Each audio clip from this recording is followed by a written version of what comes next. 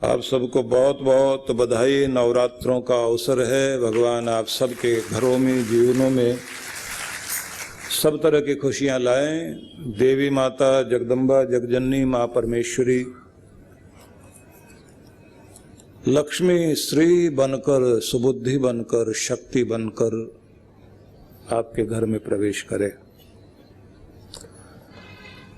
या देवी सर्वभूतेषु मातृरूपेण संस्थिता, शक्ति रूपेण संस्थिता, बुद्धि रूपेण संस्थिता, लक्ष्मी रूपेण संस्थिता, छाया रूपेण संस्थिता, तुष्टि रूपेण संस्थिता, दया रूपेण संस्थिता। नमस्तस्यै नमस्तस्यै नमस्तस्यै नमो नमः। अनेक अनेक रूपों में माँ जगदम्बा है। किसी के हृदय में जब दया उपजती है तो समझना देवी माता की ही कृपा हुई है। और कोई व्यक्ति अपनी जिंदगी में अपनी कमाई और भगवती की देन से संतुष्ट होकर धन्यवाद करके जी रहा है तो समझना चाहिए असीम अनुकंपा है उसके ऊपर। बुद्धि सुबुद्धि है, सही निर्णय ले पाते हैं तो ये भगवती की दया है। और जो माया छाया बनकर आपके साथ चल रही है तो उसे भी अनुकंपा मानना चाहिए। लक्ष्मी अगर आपके घर में सुख समृद्धि दे रही है तो जगदम्बा की कृपा है। महाकाल, महाकाली, महादेव, महादेवी ये कहने के लिए दो हैं लेकिन हैं एक ही। इसलिए भगवान शिव तो अर्धनारीश्वर है, आधा भाग देवी का ही है, आधा भाग महादेव का है। तो जब आप भगवती माँ को, जगदम्बा को पूजते हैं तो ज्योति रूप में ज्यादातर लोग पूजा करते ही हैं, ज्योत जगाते हैं। और ज्योति जब हम जगाते हैं तो आप दो चीजें जरूर देखते हैं। दिया जलाने से पहले और दिया बुझ जाए तो उसके बाद एक चीज ध्यान देना कि ये ज्योति आती कहां से है और जाती कहां है। इसलिए दिया जलाना कहते जरूर हैं लेकिन दिया जगाना होता है, मतलब सोई हुई शक्ति को, अप्रकट को प्रकट करना होता है। तो इसका मतलब है कि ज्योति तो आपके अंदर है, माचिस की तीलियों में अग्नि तो है, उसे प्रकट करना होता है। ऐसे ही आपके अंदर शक्ति है, उसे जागृत करना होता है। जिसने जगा लिया अपने अंदर उसने तो लाभ ले लिया, जिसकी माचिस की तीलियां माचिस में हैं और जगाया नहीं तो लाभ कुछ नहीं है। तो शक्ति को जागरण करना होता है, इसलिए शक्ति जागरण के लिए जगराता करते हैं लोग। जगराते में किसकी शक्ति जागती है? ज्यादातर को तो ऐसी देवी आ जाती है वो बाल फैला के, जो फिर उस समय रूप धारण करते हैं। तो उससे तो आदमी यही कहता है महाराज ऐसी तो जागे ही नहीं। जागना क्या चाहिए? हमारे अंदर की दया, करुणा, शक्ति, सामर्थ्य, हमारा धैर्य, हमारा अन्याय के खिलाफ डटकर खड़े होना। किसी काम को शुरू करें तो उसको जब तक पूरा न कर लें तो बीच में छोड़ना ही नहीं। परिस्थितियां विपरीत हों तो अपनी हिम्मत नहीं हारना, सुधारते रहना। चिंता हो लेकिन चिंता के बाद भी आपके पास इतनी हिम्मत होनी चाहिए कि आप चिंता से अपने आप को बड़ा बनाएं और उसका समाधान ढूंढ सकें। ये नहीं कि उसको देख करके इतने घबरा जाएं कि चिंता बड़ी हो जाए और आप छोटे हो जाएं, चिंता ही निगल जाए हमको। चिंता राक्षसी है ना, और आती है तो धुएं का रूप धारण करके आती है। ऐसी राक्षसी है जो धूम्र रूप लेकर के आती है। तो धुआं क्या करता है? गला घोटता है ना और आंसू लाता है। तो चिंता में यही होता है, घुटन महसूस होती है, आंख में आंसू होते हैं, भरे रहते हैं। आदमी किसी को बता नहीं सकता, अंदर अंदर घुट रहा होता है। जब आप अपने अंदर की हिम्मत को जगा लेते हैं तो ये शक्ति का जागरण है।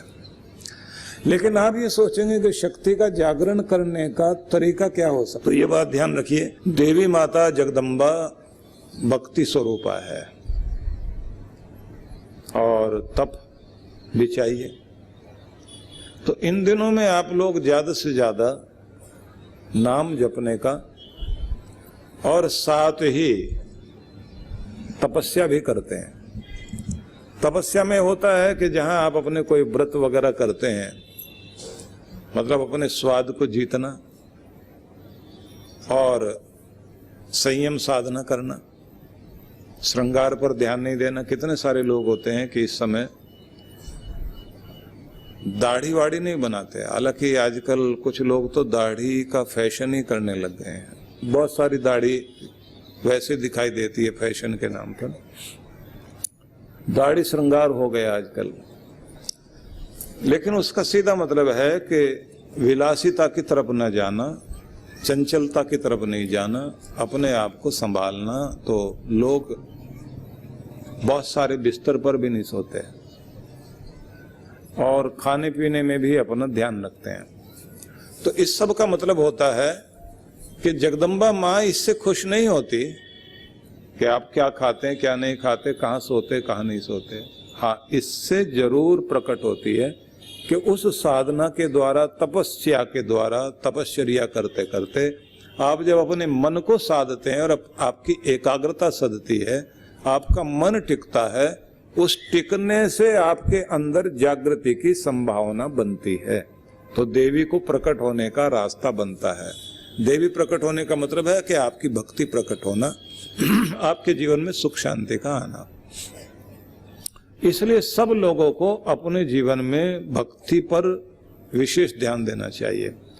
गुरु नानक देव जी महाराज ने एक बड़ा अच्छा शब्द कहा, पूजा कीजिए नाम धियाइए, बिन नावे पूजा न होए।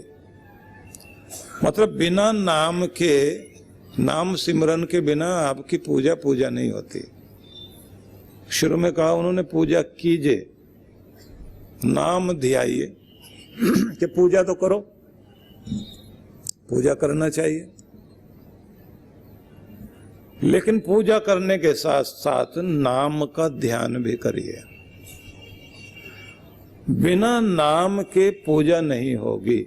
मतलब नाम का ध्यान करना, प्रभु का एक नाम जब आप सिमरन करते हैं, नाम के बिना पूजा नहीं। नाम का सिमरन करने का मतलब है कि आपकी पूजा स्थिर होने लग जाए, दृढ़ होने लग जाए।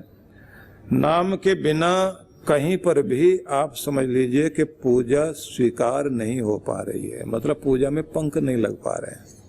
इसे हम ऐसा समझ लें कि पूजा तो सब लोग करते हैं, फूल चढ़ाए, नैवेद्य चढ़ाया, तिलक विलक लगाया, हाथ जोड़े और कोई मंत्र भी बोल दिया। तो हमारी पूजा का ढंग ज्यादातर इसी तरह का होता है। अब उसमें जो नाम है, नाम से मतलब है प्रभु के नाम को या गुरु के द्वारा दिए गए नाम को सिमरन करते हुए, उसके अर्थ के प्रति भावना बनाते हुए जब अपने मन को आप टिका लेते हैं और उसमें गुम हो जाते हैं, तो उसे कहते हैं नाम का ध्यान करना। उसमें जब आप टिक जाते हैं और आपको अपनी होश नहीं रहती, आप कुछ देर के लिए, भले ही 2 मिनट, 5 मिनट, 10 मिनट के लिए आप गुमसुम हो करके, स्थिर होकर, संसार बाहर रह जाए, आपके अंदर जो संसार बसा हुआ है ना, वो बाहर रह जाए और परमात्मा की शांति, उसका चैन आपके अंदर उतरने लग जाए, स्थिर होकर आप टिक जाएं, कनेक्शन जुड़ जाए, कनेक्ट हो जाए, आप संयुक्त हो जाए परमेश्वर से और वहां से ऊर्जा आने लग जाए। मतलब ये कि नाम स्मरण करते करते आप उच्चारण कर रहे हैं, उच्चारण करते हुए ऐसा लगना चाहिए कि जहां आप बैठे हुए वहां उस जमीन से होता हुआ प्रकाश नाम का आपके अंदर से होते हुए सिर तक आ रहा है और सिर से होते हुए आसमानों तक जा रहा है। वहां तक जहां से वो कृपाएं परमात्मा की सूरज में, चांद में, सितारों में चमकती हुई इस धरती पर किरणें आ रही हैं, वहां तक आपका प्रकाश जाए और फिर वहां से ऊर्जा खींचते हुए अपनी तरफ लाए। श्री राम हरि ओम। ओम नमो भगवते वासुदेवाय। जो भी आप जप रहे हैं, ओम ऐं ह्रीं क्लीं चामुंडायै विच्चे, ओम ऐं ह्रीं क्लीं चामुंडायै विच्चे, ओम ऐं ह्रीं क्लीं चामुंडायै विच्चे। और फिर एक समय आ जाए कि जाप बंद, होठ बंद, आप जहां बैठे अपने आनंद में स्थिर होकर वहीं एहसास करें कि प्रकाश आपके अंदर आ रहा है और आप आनंदित हो रहे हैं। अब यहां से कनेक्शन आपका जुड़ा और प्रकाश से आप भर गए। प्रकाश से भर गए तो आप कुछ समय के बाद अनुभव करेंगे कि आपके अंदर की बहुत सारी कालिमा निकली है, आप पवित्र हो रहे हैं। अब ये जो एक पवित्र व्यक्ति की तरह आपका व्यक्तित्व हो गया, शांत व्यक्तित्व हो गया, उस स्थिति में कहना चाहिए कि आपने नाम का ध्यान किया। ये जो कहा ना, पूजा कीजिए नाम ध्याइए, अब यहां नाम ध्यान वाली बात हुई। बिन नावे पूजा ना होई, तो बिना नाम के पूजा होती नहीं है। नाम जपा, ध्यान लगा, ध्यान टिका, तो अब मानना चाहिए कि पूजा पूरी हुई है आपकी। अब शक्ति जागरण वाली बात संभव है। इसलिए कभी भी जल्दबाजी करके पूजा नहीं करना। पूजा करते करते, नाम जपते जपते, स्मरण करते करते मन टिके और आप खो जाएं। और जैसे ही आप खो जाएं, बस उस समय आप पहले तो अपने आत्म स्वरूप से परमात्मा तक जुड़ें और फिर परमात्मा की शक्तियों को अपने अंदर आने दें। मजा तब है जब वो प्रकाश आ रहा हो और आप ये अनुभव करें कि सिर से आते हुए मेरे माथे पर ठहर रहा है और मेरा भाग्य सौभाग्य में बदल रहा है। अनुभव करो कि सौभाग्य बढ़ रहा है, प्रसन्नता बढ़ रही है, शक्ति बढ़ रही है, सामर्थ्य बढ़ रहा है, मैं भाग्यवान हो रहा हूँ, मैं संतुष्ट हो रहा हूँ, मैं कृपा पात्र हूँ, मुझे वरदान मिल रहे हैं, मैं प्रभु का प्यारा हो गया हूँ, मैं पवित्र होकर उसकी गोद में बैठ रहा हूँ। दया हो रही है, मेहर मेहर मेहर मेहर, दया प्रभु आपकी, धन्यवाद धन्यवाद धन्यवाद धन्यवाद करते करते स्थिर हो जाए। हिंदू धर्म की बुनियाद वेदों के ज्ञान पर टिकी है। 4 वेदों में यजुर्वेद ऋग्वेद के बाद दूसरा वेद माना जाता है। वैदिक धर्म के इस परिपाटी को जीवंत रखने वाले महान संत हैं युग पुरुष परम पूज्य श्री सुधांशु जी महाराज। समस्त भुवन का, विश्व का केंद्र बिंदु यज्ञ है, सत्कर्म है। इस पुण्य कर्म के माध्यम से हमें क्या मिलता है, और खास तौर से वेद से, तो स्तुता मया वरदा वेद माता प्रचोदयंताम पावमानी द्विजानाम, जो प्रेरणा दे और पवित्र करे। आयु प्राणम प्रजाम पशुम कीर्तिम द्रविणम ब्रह्म वर्चसम मह्यम दत्वा ब्रजत ब्रह्मलोकम। आयु बढ़ाए, प्राणों की रक्षा करे, संतान को सुख और सौभाग्य दे, हमारे पशुओं की सबकी रक्षा हो, यज्ञ करने वाले को कीर्ति मिले, द्रविणम उसका धन बढ़े, ब्रह्मवर्चसम और प्रभु की अनंत अनंत कृपा उसकी जिंदगी में हो सके। भक्तों के कल्याण के निमित्त ही पूज्य श्री का एक और महत्वपूर्ण अनुष्ठान का संकल्प दिनांक 26 अक्टूबर से 5 नवंबर तक विशेष यज्ञ अनुष्ठान के अंतर्गत 26 से 30 अक्टूबर तक वेद पाठी ब्राह्मणों द्वारा पूरे विधि विधान के साथ यजुर्वेद यज्ञ एवं 31 अक्टूबर से 5 नवंबर तक गणेश लक्ष्मी महायज्ञ का लाभ घर बैठे ऑनलाइन पाएं। आप इस यज्ञ में सम्मिलित होकर ऐसा चमत्कारिक श्री यंत्र प्राप्त कर पाएंगे जो विद्वान ब्राह्मणों द्वारा वैदिक पद्धति से प्राण प्रतिष्ठित अर्थात सिद्ध किया जाएगा। तो बिना विलंब किए हुए श्री गणेश करें पंजीकरण हेतु। अधिक जानकारी के लिए संपर्क